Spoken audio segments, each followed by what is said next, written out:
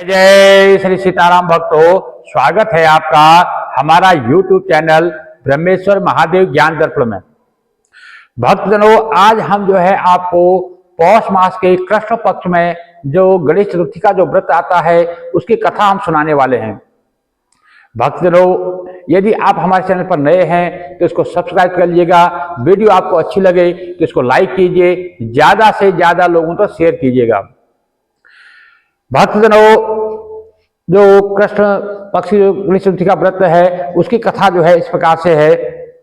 बोलो गणेश जी महाराज की जय। एक बार क्या हुआ कि माता पार्वती जी ने गणेश जी से पूछा कि हे लंबोदर जी, हे गणपति महाराज, ये तो बताइए पौष मास के कृष्ण पक्ष में जो गणेश चतुर्थी का जो व्रत आता है उसमें किस गणेश जी की जय किस रूप में आपकी पूजा करनी चाहिए, उसके पश्चात हमें क्या उस दिन भोजन ग्रहण करना चाहिए, कैसे उनकी पूजा करनी चाहिए, आप जो है हमें संक्षेप में इसके बारे में बताइए। तो श्री गणेश जी महाराज कहते हैं कि हे माते, तुम सुनो, मैं जो है आपको विस्तार के साथ ये संपूर्ण रूप से बताऊंगा। पौष मास की जो गणेश चतुर्थी का जो व्रत आता है इसमें जो है इसको विघ्न विनाशिनी भी कहा जाता है। जैसे संकट नाशनी, विघ्न विनाशिनी इस चतुर्थी को कहा जाता है। इसमें जो है भगवान गणेश जी का लंबोदर रूप से जो है उनका लंबोदर रूप का जो उनका पूजन करना चाहिए। इसमें जो है भोजन के निमित्त जो है इसमें मनुष्य को इसमें कोई आहार लेना चाहिए। इसमें दिन में जो गोमूत्र का सेवन करना चाहिए।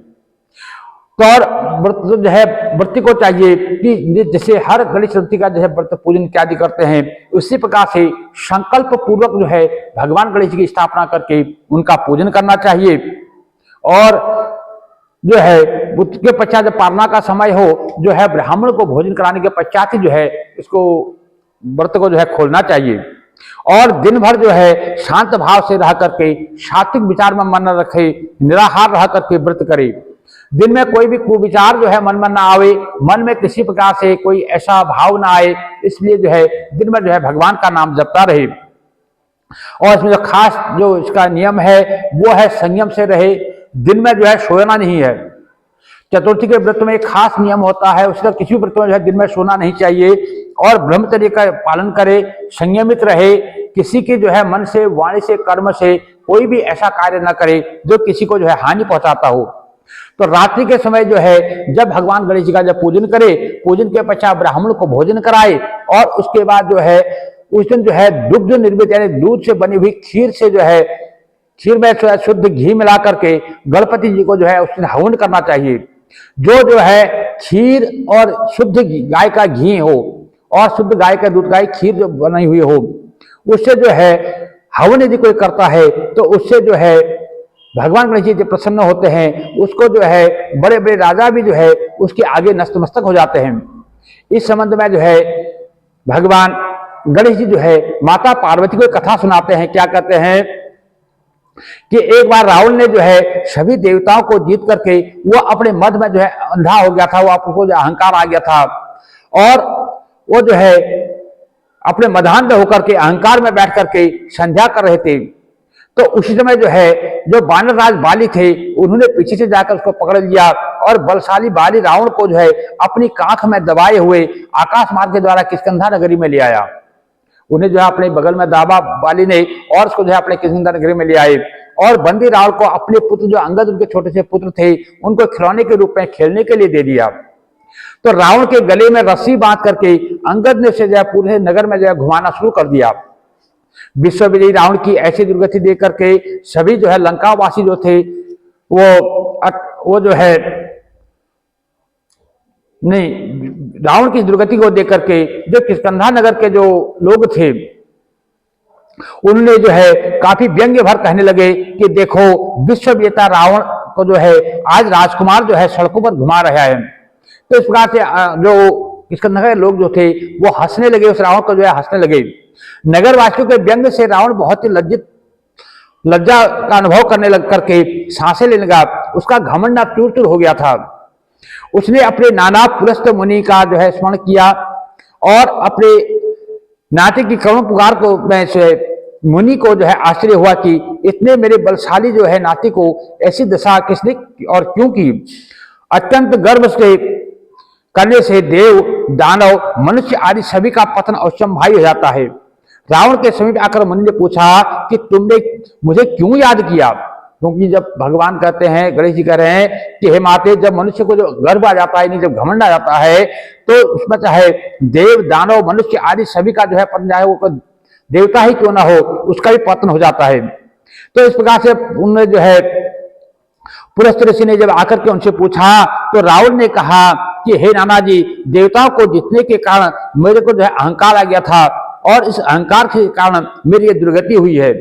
मैंने संध्या करते हुए एक वानर राज को देखा, और पश्चिमी महासागर के तट पर मैंने उसे पीछे से जो है पकड़ने की चेष्टा की, परंतु मैं ही उसके द्वारा धर लिया गया। मुझे यहाँ ले आया और मेरे गले में जो है रस्सी बांध करके अपने पुत्र को खेलने के लिए दिया है। इस दुर्गति को देख करके नगरवासी जो है मेरी हंसी उड़ाते हैं। हे देव, मेरी चिंता का यही कारण है। इसी चिंता से मैं व्याकुल रहता हूं। रस्सी में बंधे रहने के कारण मैं अशक्त हो गया हूं। हे नाथ, अब मैं क्या करूं? मेरे जैसा आपके वंश में न कोई दूसरा कुल कलंकी नहीं है। अब आप मेरी रक्षा करें, अब मेरी रक्षा कीजिए, क्योंकि आपके सिवा मेरी रक्षा और कोई नहीं कर सकता है। तो इस प्रकार से पुलस्त्य जी ने जब रावण की जो ये बातें सुनी, तो वो कहें उनसे समझाने लगे कि देखो, डरने की कोई बात नहीं है, मैं तुम्हें बंधन मुक्त करा दूंगा। यह बाली जो है देवराज इंद्र के वीर्य से उत्पन्न है, और यह पराक्रम में तुमसे बढ़कर है। इसकी मृत्यु जो है महाराज दशरथ के पुत्र श्री राम के हाथों ही होनी है। हे राक्षसराज, यदि तुम बाली के बंधन से छूटना चाहते हो, तो मेरी बात मानकर संकट नाशक श्री गणेश जी का जो है व्रत करो। प्राचीन काल में जो है वृत्रासुर की हत्या के प्रायश्चित स्वरूप इंद्र ने इस व्रत को किया था, इसलिए तुम भी इस संकट नाशक व्रत को करो। बहुत शीघ्र ही तुम्हारे दुख जो है, दुख और कलेश जो है दूर होंगे। इस प्रकार आदेश देकर ब्रह्म ऋषि वन में चले गए। इस रावण ने जो है जब पौष मास के जो गणेश चतुर्थी का जो व्रत आया, उस व्रत का जो अनुष्ठान किया। हे देवी, इस व्रत के प्रभाव से रावण तत्काल ही जो है बंधन से मुक्त हो गया और सुखपूर्वक जो है अपने अपने राज्य में राज्य करने लगा। भगवान कृष्ण कहते हैं कि हे ऋषि जी, आप भी जो है इस व्रत को कीजिए। इस व्रत के प्रभाव से जो है समर में समस्त जो है आपके शत्रु का जो है संहार करके आप अपने उत्तम राज्य को प्राप्त कर पाओगे, करेंगे। तो कृष्ण जी की बात को सुनकर युधिष्ठिर जी ने, महाराज ने जो है विधि पूर्वक जो है ये पौष मास के कृष्ण पक्ष की जो तिथि आती है, उसमें जो है बड़े विधि विधान के साथ अपने भाइयों के साथ इस व्रत को किया, और इस व्रत के प्रभाव से उन्होंने जो है अपने राज्य को दोबारा फिर से प्राप्त कर लिया और अपने शत्रु को जो है समाप्त किया, संहार किया, और अपना राज्य उन्हें पुनः प्राप्त हुआ। तो भक्तजनों, जो भी भक्तजन इस गणेश चतुर्थी का जो व्रत को करता है, इसकी जो कथा को सुनता है अथवा कथा को सुनाता है, उसको जो है हर प्रकार की जो है सिद्धि की प्राप्ति होती है। यदि कोई किसी प्रकार से भी बंधन में पड़ा होता है, वो बंधन से जो है मुक्त हो जाता है। इसलिए भक्तजनों, यदि किसी कारण से आप व्रत नहीं भी कर पाते हैं, तो उसका नियम जरूर कीजिए, कथा जरूर सुननी चाहिए, क्योंकि इस कथा को सुनने मात्र से ही जो है मनुष्य के जो भाग्य का उदय होता है। भगवान गणेश जी जो है विघ्नों के हरने वाले हैं, सुख समृद्धि के देने वाले हैं। इसलिए भगवान गणेश जी के निमित्त जो है इस कथा को जरूर सुनना चाहिए। इस कथा को सुनने से जिनके जो है कोई संतान उत्पन्न में किसी प्रकार बाधा आ रही है, या किसी के जो है संतान है वो किसी प्रकार से जो है उनके जो है बुद्धि काम नहीं करती, उनका मन चंचल है, पढ़ाई लिखाई में उनका मन नहीं लगता है, या किसी प्रकार से जो है बच्चों में कोई रोग फैला हुआ है, या किसी के जो है घर में जो है पतिदेव का जो है रोजगार नहीं लग रहा है, या किसी प्रकार की घर में हारी बीमारी जो घर कर लिया है, तो उनको चाहिए संकट नाशक श्री गणेश चतुर्थी का जो है व्रत करना चाहिए।